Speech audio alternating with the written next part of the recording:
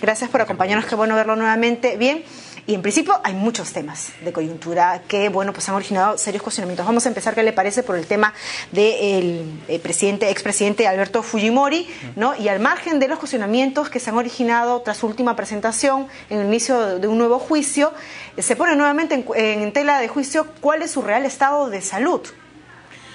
Bueno, para empezar, es evidente que es un hombre enfermo, es un hombre anciano, seguramente está afrontando una enfermedad. No sabemos en verdad si esa enfermedad es lo grave que aparenta ser.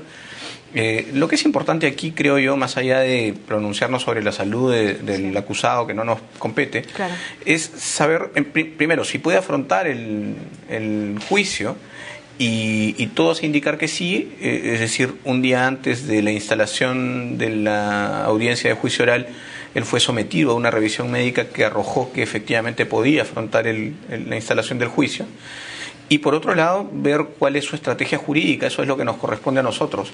Lo otro, creo que forma parte de un escenario que debería evaluar la sala a fin de evitar que esto suponga ser más bien un escenario distinto que el escenario donde se discuten argumentos jurídicos. Doctor Arbizu, y eso es lo que justamente llama la atención, ¿no? Porque se supone y se sobreentiende de que el procesado, antes de ser sometido a este nuevo juicio, pasa por exámenes médicos, incluso su propio abogado ve si es que él está en las condiciones como para soportar nuevamente un nuevo juicio, ¿no? Y me imagino que habrá estado todo ok, y luego lo vemos pues en estas imágenes que son realmente terribles, pues no pueden impactar bastante si es que uno recuerda cómo es que estaba el exmandatario hace algún tiempo, ¿no? Y tomando en cuenta incluso las declaraciones de su propio abogado semanas atrás, en la cual decía, bueno, pues que sí, su defendido estaba en óptimas condiciones de salud, pues, ¿no? Pues sí, de hecho... Y es un contraste increíble. Entiendo que hay una revisión previa, como decía, que arrojaba que efectivamente él podía afrontar el juicio, que debía estar no más de 2 horas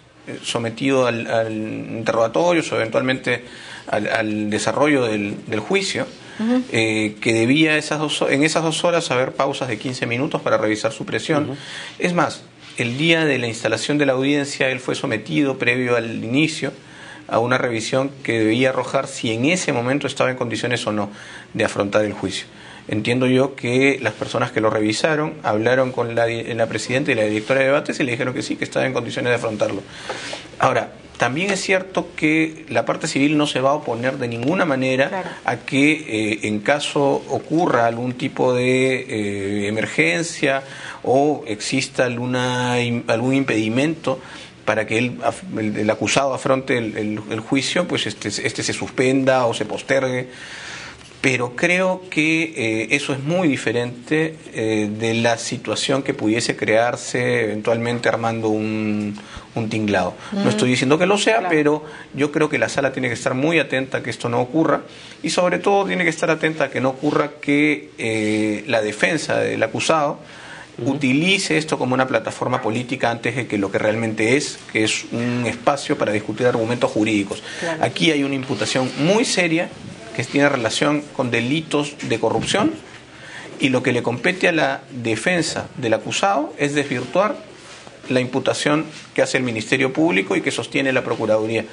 Y a la Procuraduría y al Ministerio Público lo que les compete es reafirmar la acusación y eventualmente, como vamos a hacer nosotros, demostrar que hay un daño grave también, ¿no?, al Estado producto de este delito. Ahora, doctor Arbizu, bueno, hemos visto varias versiones, en realidad han pasado muchas cosas en estos últimos días, ¿no? Después de estas imágenes que estamos compartiendo con nuestros televidentes, con una postura demacrada, todo en una situación triste, ¿no? La de Alberto Fujimori en este juicio, pero por otro lado ayer se ha difundido un video donde se le ve muy enérgico reclamando a las enfermeras para que permitan ingresar todos los congresistas y entre ellos su hijo. ¿Qué opinión le merece estas imágenes, esto que se está dando a conocer?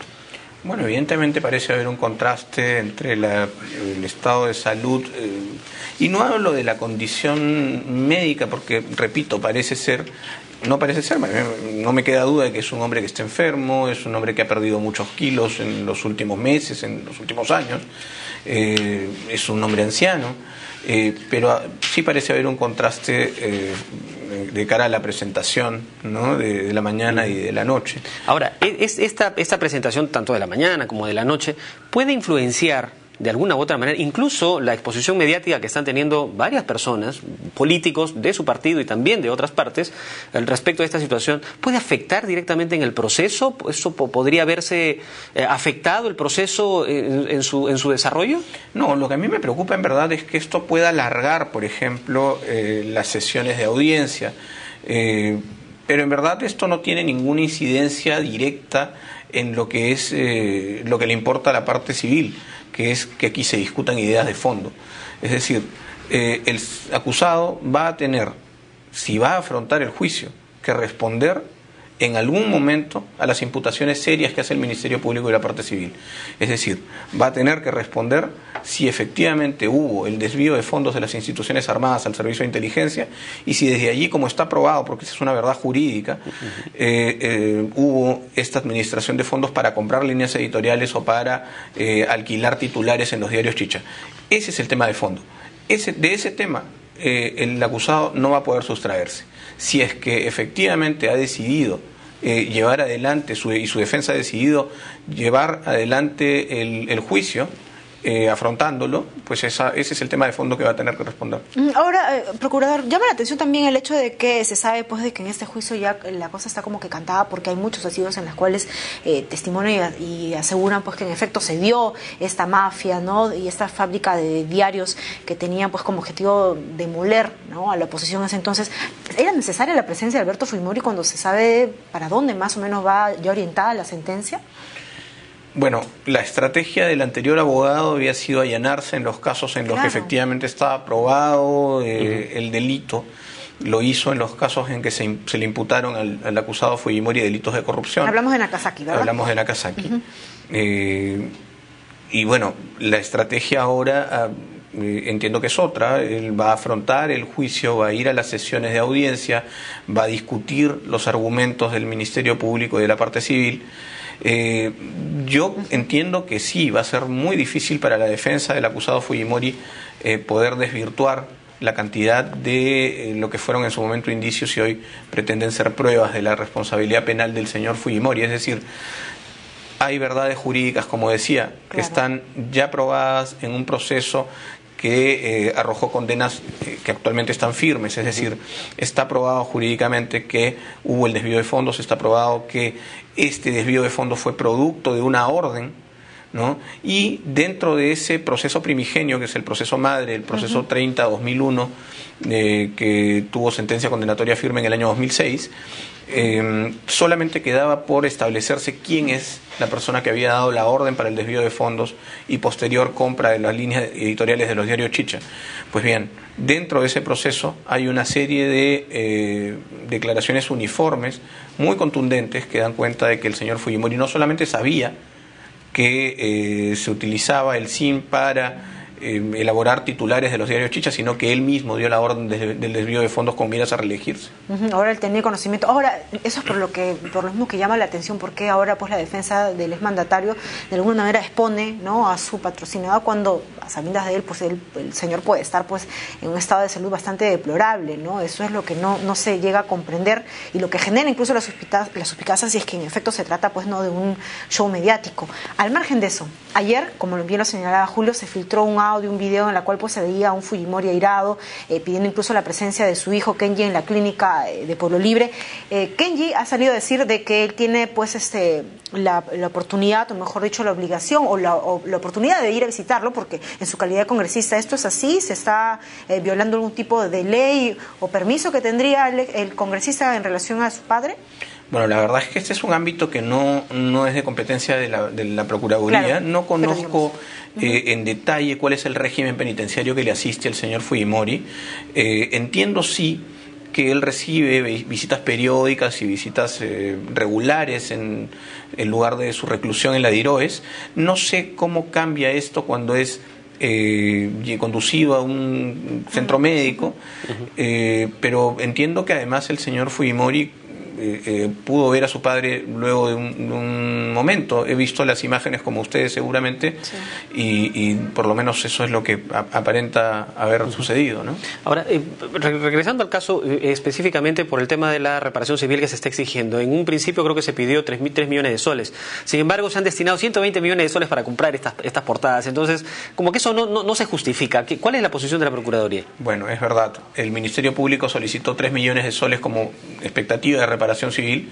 Nosotros vimos que eso es absolutamente insuficiente en la medida en que, como bien dices, hay solamente en cuanto al daño patrimonial una afectación de más de 122 millones de soles. Nosotros sostenemos como defensa del Estado que cuando se comete un delito de corrupción no solamente se afecta el patrimonio del Estado. De hecho, el bien jurídico protegido en estos casos no es de manera directa el patrimonio del Estado. Es, por el contrario, el correcto funcionamiento de la administración pública. Y eso se traduce en una difuminación, el desvirtuar de la conducta que debe observar un funcionario en miras a la confianza que depositó el ciudadano en esa función. Y eso, a su vez, se objetiviza, creo yo, en derechos ciudadanos conculcados. Detrás de cada acto de corrupción, detrás de cada delito de corrupción, hay derechos ciudadanos, derechos humanos, derechos fundamentales vulnerados. Y entonces ustedes van a pedir que a cuánto sea la reparación civil. Nosotros vamos a pedir los 122 millones que son el desfalco que ha sufrido el patrimonio del Estado, pero además una cantidad similar relacionada con la desinstitucionalización y la difuminación de los derechos ciudadanos. Vamos a pedir en total, o hemos pedido en total 244 millones de soles como reparación civil. Procurador, ahora hay otro tema, bueno, que también continúa siendo, ¿no?, de vital importancia y de cuestionamientos, es en el caso ya de caso Ecoteva. No hemos visto al socio del expresidente Alejandro Toledo, señor Maiman, pues pretender incluso recuperar más de 6 millones de dólares dentro de lo que se ha confiscado. ¿Cuál es el trabajo que se va a hacer en su Procuraduría? Bueno, como ustedes saben, nosotros fuimos quienes denunciamos al señor Toledo por el delito de enriquecimiento ilícito. Hay dos investigaciones en simultáneo que se siguen, una en una Fiscalía Provincial de Lavado de Activos y otra en la Fiscalía de la Nación. Entiendo que ahora van a entrevistar al fiscal de la Nación. Será ocasión para también enterarnos un poco más o enterarse de la opinión pública de cómo va el caso. Pero en relación a la investigación por enriquecimiento ilícito que se tramita precisamente en la Fiscalía de la Nación, hay todavía algunas cosas pendientes. Nosotros solicitamos el levantamiento del secreto bancario, de la reserva bursátil y la reserva tributaria del señor Toledo. Entiendo que todavía no hay una información final respecto de esa pretensión. Y lo más importante para el caso de enriquecimiento ilícito, porque ese es, digamos, el núcleo de toda investigación por enriquecimiento ilícito, es un peritaje que debe hacerse de el patrimonio de este señor. Es decir, el enriquecimiento ilícito supone un desbalance patrimonial que no puede ser probado, digamos, que el acusado o el imputado no puede probar que tiene origen lícito, ¿no? En el delito de enriquecimiento ilícito hay una especie de, no es una inversión de la carga de la prueba, pero sí hay un reparto de la carga de la prueba. Siempre se presume la inocencia y siempre el Ministerio Público debe probar, ¿no es cierto?, el delito. En este caso hay una responsabilidad del imputado de probar el origen lícito de sus fondos. Claro. Entonces, esa es una actividad que deberá desplegar el imputado durante la etapa de investigación y posteriormente, ¿no? Ahora, doctora Arbizu, ¿cómo van a tomar ustedes las nuevas declaraciones que se han dado en relación a estos socios que de alguna manera han señalado que en efecto ellos sí transaron económicamente con el propio mandatario? Y les digo esto porque hay muchos tweets que nos han mandado pues nuestros televidentes en relación a que dice que se genera alguna sensación de que la Procuraduría Anticorrupción no trabaja con la misma rigurosidad en el caso Ecoteva en relación a otros casos de corrupción, y dicen que estas serían unas buenas señales, ¿no? El ver a fondo decisión cómo es que trabajan en este caso. Nosotros trabajamos todos los casos con la misma energía, la misma intensidad y el mismo interés. Sea quien sea, pues el investigado. Y eso creo que ha quedado claro de la conducta de nosotros y de los abogados que conforman la Procuraduría. Nunca hemos visto a quién tenemos al frente para iniciar acciones ni para permanecer en ellas. Nosotros, como digo, además hemos pedido una serie de diligencias en la investigación por enriquecimiento ilícito. No somos competentes, lamentablemente, y digo lamentablemente porque aquí pudiese haber también me refiero a la investigación por lavado de activos, podía haber un delito precedente, un delito de corrupción precedente. Claro. Sin embargo, no somos competentes en ese caso. En ese caso, la competencia la tiene la Procuradora de Lavado de Activos, la doctora Príncipe Trujillo, que entiendo está siguiendo por parte del Estado, en defensa del Estado, la investigación en ese extremo. Obviamente aquí tiene que haber una especie de defensa conjunta, es decir, hay una comunicación, tiene que esa comunicación ser más fluida, tiene que ser más intensa, porque también es cierto, y yo lo he dicho en algún momento, estas dos investigaciones seguramente en algún momento se acumularán y será una sola, porque los hechos son los mismos. Hay que recordar que cuando todo esto empezó, teníamos a una anciana de más de 80 años comprando una propiedad de 4 millones de dólares. Yo se los dije aquí mismo, me parece, eso es algo más que sospechoso, ¿no? Eso era, digamos, una evidencia grande de que aquí había un asunto detrás que había que resolver. Cuando ocurrió se hizo público la existencia de esta empresa Ecoteva en Costa Rica y se vinculó a Ecoteva con personajes ligados al entorno más próximo del señor Toledo, nosotros dijimos, no, aquí hay, además del indicio de lavado de activos respecto de la persona que había comprado directamente el predio, aquí hay indicios que pueden apuntar a que el patrimonio sea del señor Toledo, que ha sido presidente de la República, y por tanto, si eso es así, hay un indicio de que hay un incremento patrimonial, lo que corresponde al tipo penal de enriquecimiento ilícito. Vamos a sostenerlo nosotros. ¿Y cuál es la posición respecto del rol de Abby Danón en estas investigaciones? Aquí hay varias líneas de investigación que entiendo yo, ninguna se ha descartado. Una es que el dinero pueda ser efectivamente del señor Danón, por ejemplo, y que aquí haya una actividad de lavado de ese dinero, en cuyo caso digamos, se exalta la teoría de que aquí hay un caso de lavado de activos antes que un caso de enriquecimiento ilícito, y lo otro es que el dinero pueda ser de las arcas del Estado, es decir, dinero que sin justificación ingresó a engrosar el patrimonio del señor Toledo directamente, en cuyo caso la investigación por enriquecimiento ilícito cobra mayor seriedad e importancia. Ahora, bueno, ya para terminar, simplemente, no son los únicos que ustedes están investigando, hay otros casos que vinculan también a personas de la política que pueden presentar algunos indicios de enriquecimiento ilícito, de lavado de activos y cosas por el estilo. Hay muchísimos. Nosotros tenemos 20.000 casos a nivel nacional solamente entre casos activos. O sea, eso sin contar con los casos ya acabados que están en ejecución y por los cuales debemos ir reclamando la reparación civil. Y estamos hablando de personas que puedan ser candidatos en algún momento. Sí, sin duda, sin duda, seguro, y no solamente a nivel nacional, es decir, a nivel de candidatos a la presidencia de la República, sino hay una serie de presidentes de gobiernos regionales que están imputados de delitos, que están investigados o ya en etapa judicial. Vamos, hay muchísima gente. Lamentablemente, creo, no es un buen indicador, o no es un indicador de preocupación el hecho de que las causas vayan aumentando, las denuncias vayan aumentando. Quizá ese puede ser un indicador de que hay un mayor interés también de poner en conocimiento, ¿no es cierto?, los actos irregulares que se van descubriendo. Pero sí vemos que hay un incremento de causas, nosotros tenemos cada vez más trabajo y bueno, lo afrontamos, como digo, sin mirar a quién tenemos enfrente. Y ahí es, doctor, cuando se hace pertinente la aplicación de multas para esos autores de los delitos de corrupción. Es una muy buena iniciativa, me parece. Hay que recordar permanentemente, y yo en esto quiero ser muy firme, hay que recordar que hay una labor permanente del Congreso, del Parlamento, de discutir los temas que se han planteado en la agenda pública. Es el momento de discutir temas como la imprescriptibilidad otra vez, es momento de discutir nuevamente la muerte civil, es momento de aprobar, de ir en consonancia con el trabajo que hacen los operadores de justicia en relación a este tema, ¿no? Yo creo que el Ministerio Público, el Poder Judicial, la Procuraduría acompañando los procesos, hacemos esfuerzos por por luchar con mayor rigor, mayor eficacia contra la corrupción. Bueno, el Parlamento tendría que estar en esa línea también, ¿no?